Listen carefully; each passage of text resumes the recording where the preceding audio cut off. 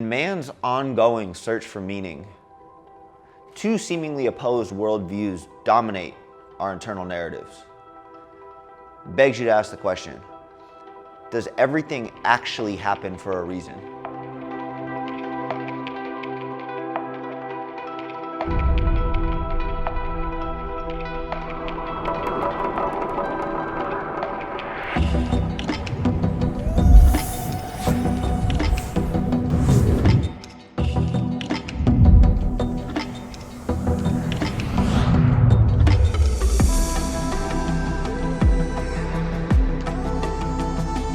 Everything happens for a reason. Universal guidance, God, whatever it is you might want to call it, steers our fate. Look, I've had way too much happen in my life for it to ever be deemed random coincidence or like purely chance. I can go back over the last 27 years and pinpoint exact moments, like exact things that happened, that if they didn't happen exactly the way they did, things would have turned out just completely different. So like, for example, if The Weeknd didn't release Starboy, as corny as this sounds, but if he didn't release that single on the exact day that he did, my life would be in shambles. I promise you that. I could see exactly how it would have played out. I have had way too many fluke encounters happen for them to be just randomness. I hate to break it to you, but fluke is exactly what they are. The independent intersection of casual chain events. It might appear improbable to you, but that's exactly what it is.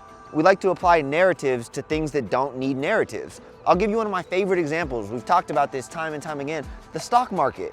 The stock market goes up simply because people buy more or they sell more. It's one or the other. That causes it to go up or down. But every single day, CNN, Fox News, they make a habit out of assigning a narrative to it. Up because of this, down because of that. When in actuality, the reality is more people bought or more people sold. That is a prime example of hindsight bias and our human nature. It wouldn't make for very good news if every single day the headline read, stock market down because more people sold, or stock market up because more people bought.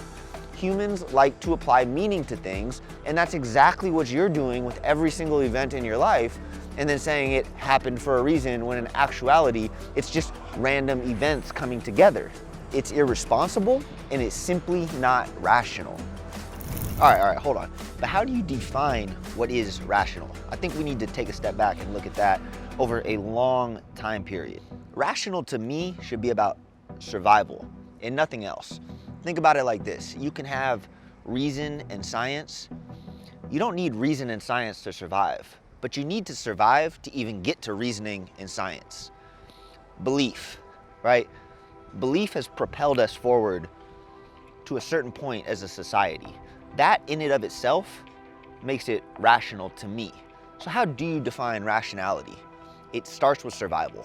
You can't tell someone what is and isn't rational if it works for them. So if this belief that every step of theirs is guided, and this belief in a better tomorrow is what's propelling them forward, then how could you ever say it's irrational if it works? How about we start categorizing things and if it does or doesn't work? And if belief is what's bringing you out of bed every morning, and belief is what's committing you to excellence, if belief is what's propelling you along in your process and your journey, how could you deem it irrational? How could you say it doesn't work? So that's cool and all. And I get it. I'm not gonna argue with that thought process, but I need to leave you with one more thing here. It's really important, right? From just understanding the neurochemistry. We are fooled time and time again by illusions. Illusions steer us clear in so many ways. And on this one specifically, I wanna relate this to ancient Greek architecture. All right, so you have these beautiful structures built with these pillars. And no matter how you look at the pillars with the naked eye, you are gonna think that it's built vertical, because that is how we optically perceive them. In actuality, the math for those structures to stand, they had to build them at an angle. No matter how we look at it with the naked eye, our brain is going to show us that that is a vertical structure when in reality it is not.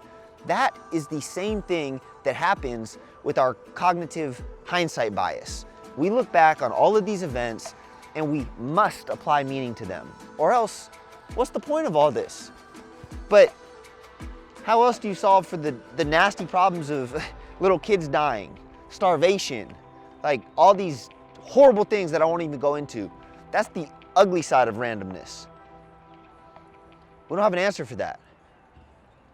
So do you guys see the things that go on in my head? Two contrasting worldviews. And this is a subject that I've thought pretty deeply on for a very long time. Because it doesn't really matter if everything does happen for a reason or if it is all random, these key components remain true. I think faith is extremely important in life. I think you look at everyone who's accomplished some big goal or some extreme vision, they've had faith and belief in what they are doing. But on that note, I think it's also important that the faith is always rooted in an earned reality.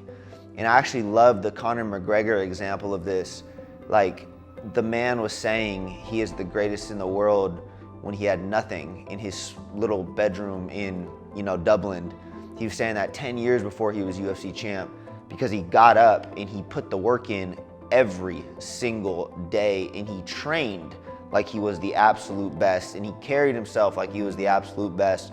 So the faith was inevitable. It was a key point of his process, but it was earned. Next, I speak on this one a lot, but consistency. Consistency is key. They say luck is just being prepared at all times, so that when opportunity knocks, you're there to answer.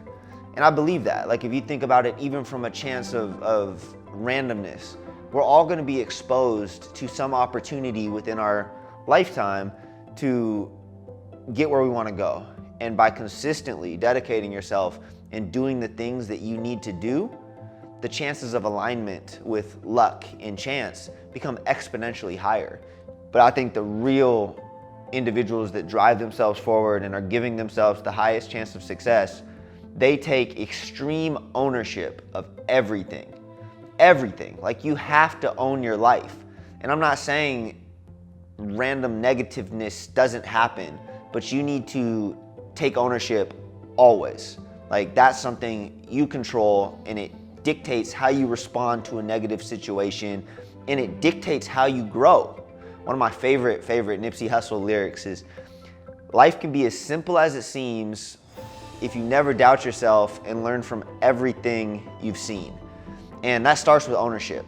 And then you're able to learn from every negative situation. So if you're constantly improving because you're taking the onus on yourself, you're unstoppable. I mean, the whole thing can be that simple, and it ties back to faith. I think that quote sums it up. I'm gonna repeat it once more. This life can be as simple as it seems if you never doubt yourself and learn from everything you've seen. What if I told you through this whole thing, like, I believe in both. I think we're naturally inclined as humans we have a spiritual side. It's a key component of what makes us different. And I've had these events in my own life where, can't really call it anything else other than God or universal guidance.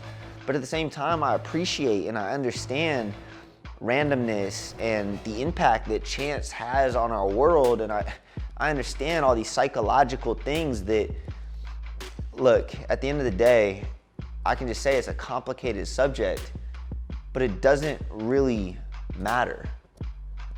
Faith is important, understanding is important, continuous refinement of yourself on this ongoing process, fluidity, and the development of true faith in you, that's what's gonna get you where you wanna go.